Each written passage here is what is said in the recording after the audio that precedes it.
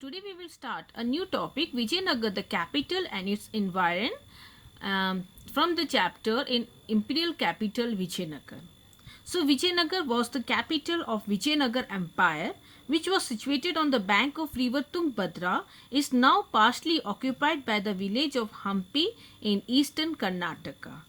So here comes finding out about the cities. If we talk about finding out about the cities, we are talking about the sources that was available. So here you can see, first we talk about the number of inscriptions. So a large number of inscriptions of the king of Vijayanagar and then Nayak. They recorded donations here, whatever they engraved in the inscription about the record of the donations. Okay, and then important events. It has been recovered from the inscription. And then comes the foreign account. So several travelers, they visited the city and wrote about it. First is the Italian traders Niccolo di Conti, and you can see an ambassador named Abdul Razak. So he was sent by the ruler of Persia. A merchant here come, Afnasi Nikitin from Russia, all of whom they visited in this city in the 15th century. Then in the 16th century, those who visited the capital city were the Duarte Barbosa, Domingo Pais and Fernando Nunes of Portugal. Okay, so they lived in the capital city and they gave detailed information about the temple, the structure of the society as well as the art and architecture. So this is an excerpt from the Domingo Pais about the description of Vijayanagar. So he did not write about the size of the city because it cannot all be seen from any one spot.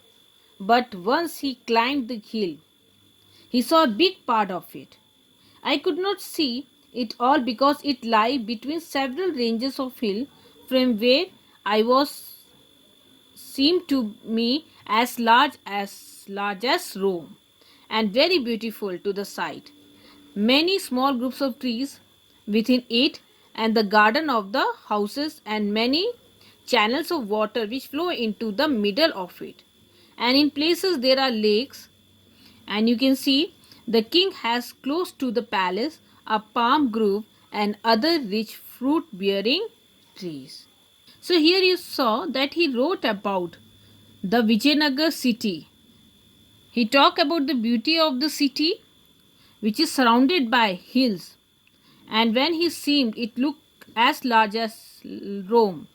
Okay, where you can see houses, garden in the houses and many water channels, okay, which flow in the middle of it, and there you find the lakes. And if we talk, the king has a palm grove and rich forest bearing tree near the palace. So here comes the topo sheet map you can see of the city of Vijayanagar. Every grid is showing the latitudinal and longitudinal extent of a place where you can see the physical feature as well as the man-made features. So these contour line, yes, you can see here this contour line, they mark the equal elevation and it join at the same height. Where you can see the surrounding landscape is characterized by stunning granite hills that seem to form girdles or belt, and they encircled around the city. Then comes many streams that flow down to the river from the rocky beds of large size that stand on the ground. So here comes a very important river, Tungabhadra, okay, which flow in the northeasterly direction, forming the natural basin, an area of land from which the water flow into a river. So here you can see when we talk about embankment, it was built. So this embankment were built along these streams to create reservoirs of different sizes, as this is one of the most arid zone or the dry area of the peninsula. So you can see, therefore, large scale management was required to store the rainwater and conduct it to the city. So the most important tank were built in the early year of the 15th century and is now called this Kamlapuram tank or reservoir. So water from the tank not only irrigated the field, but also you can see the water was running through the channel to the royal center. So it provide water for irrigation as well as to the royal center. So one of the most prominent work was the Hiria Canal, okay, to be seen as the ruined portion. So this canal drew water from a dam across the Tungabhadra and it irrigated the cultivated area that separated the sacred centers and the urban core. So this was apparently built by king of the Sangam dynasty. Come to the source number 4, that how tanks were built. So about a tank that was constructed by Krishna Dev Rai, here Domingo Pace wrote, King made reservoir or tanks at the mouth of two hills so that all the water which come from either one side or other collect there, and the waters came from, if we talk 9 mile or approximately 15-kilometer distance through pipe. So this waters it bring from a lake which itself overflow into a river. So the tank has 3 large pillars. This curved with figures. This connect with pipe. Okay, they are talking about 3 large pillars which are connected with a pipe, by which they get water when they have to irrigate their garden and rice fields. In order to make this tank, one hill was broken down, and I saw so many people at work that there must have been 15 to 20,000 men looking like ants. So here we saw that a tank was made at the mouth of 2 hills where you can see water come from approximately 15 kilometer by pipes, okay, and it has 3 large pillar, okay, above which certain you can see pipe by which they get water from when they have to irrigate their gardens and rice field. So during the construction of the tank, there were so many workers who were working. I think 15 to 20,000 men had been mentioned, and then you can see they were looking like ants. That it means that it was overcrowded.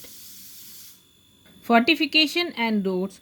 The city was enclosed by great fortress wall. So here you can see Abdul Razak, okay, was an ambassador sent by the ruler of Persia to Calicut, present day Kozhikode, in the 15th century, was greatly impressed by the fortifications and mentioned that there was a 7 lines of forts. It means 7 fortification before the gate to the royal palace. Then it has not only enclosed the city, but you can see agricultural land and then the remote area and the forest. So these forts linked with the hills surrounding the city. So the massive stone work were, if we talk for the construction of this fortification or fort, they were slightly tapered. At one end, it reduced the thickness of wall which was made by massive rock works. So the mortar here or the plaster or the cementing agent was not used anywhere in the construction, okay, but so why it was not used? You can see the stone blocks. If we talk about the blocks or the stones, they were in wedge shape. It means leaf like triangular shape, which held them or which held the blocks of the stone or which held the stone in a place.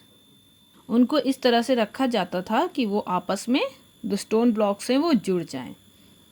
But the inner portions of wall was filled with the mixture of earth and debris. Then comes squares or rectangular bastions projections outward.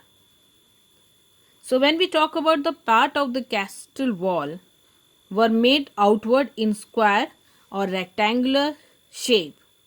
So if this is the castle wall, some portions, okay, were made outward. If this is a castle wall, some portions were made outward. Okay, these portions are made outward. They are bastions. If they were made, it was made up of square or rectangular shape. So what were more significant that it enclosed about this fortification?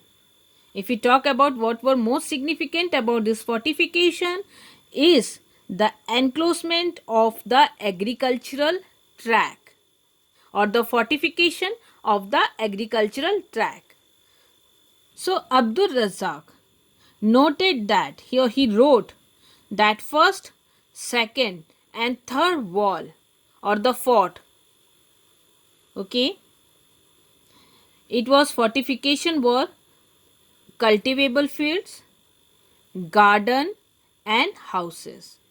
Pace observed that there is a great distance here between the first fort to the entrance of the city, in which they saw rise and have many gardens and much water, in which water comes from the two lakes.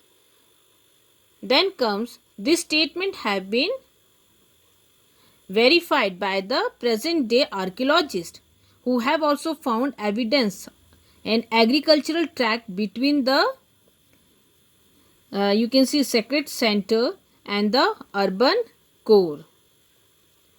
So here you can see that there is an what agricultural tract between what sacred centers and urban core. As we read that Hiria canals, okay, it provide irrigations, canals, it provide irrigation between these two areas. So here we find that there was a agricultural tract. So these tracts, okay, were irrigated by an elaborated land system drawing water from the Tungabhadra river. So why do you think that agricultural tract were integrated within the fortified areas? So why they have integrated or why they have fortified? So here you can see the objective of the medieval siege or encircled was to starve the defenders into submission. Okay, to starve the defender into submission means during the war time the enemy or the rivalry they attacked and seized the fort. So these sieges could lasted for several months or years, so that they could make them hostage inside the fort. They know that they will not come outside and they will die due to starvations. So due to starvation they will surrender itself. So normally the ruler, they try to prepare for such situation. They build large granaries within the fortified area. So the rulers of Vijayanagar adopted a more expensive method. Here is of you can see making the fort, an elaborated fort, and you can see he adopted elaborated strategy for protecting the agricultural belt. So second line of fortifications, okay, here was the around the inner core of the urban complex. So here you can see this is a fortification, okay, and you can see fortification what it encircle surround around the inner core of the urban center. Then comes third line, it surround the royal centers with major buildings, okay, surrounded by its own high wall. So now we talk about the gateway. Here you can see what distinctive architectural features. If we talk about the gateway or the entry gate, it was distinctive architectural features. It means the art of designing or in a decorative form, okay, and that they often define the structure to which they regulate access. Okay, they define those structures which regulated the entry. So here you can see next is the Indo-Islamic architecture. So the art, if we talk about the art of this arc or the curved shape, okay, on the gate and the dome over the gate, it regarded as a typical features of the Indo-Islamic or Indo-Turkish architecture. So archaeologists have studied road within the city and road outside the city. So these have been identified by the, you can see, tracing path through gateway or figure out the route through gateway, and then as well as the find of pavement or you can see footpath or footway. So the roads were generally moved around or laid down in the valley, avoiding the rocky terrain. So there was no network of road in the hilly region. So some important roads, it extended from the temple gateway, and the temple were lined by the bazaar. So students, here we talk about two distinctive features. One was the water resources, another was the fortification and roads.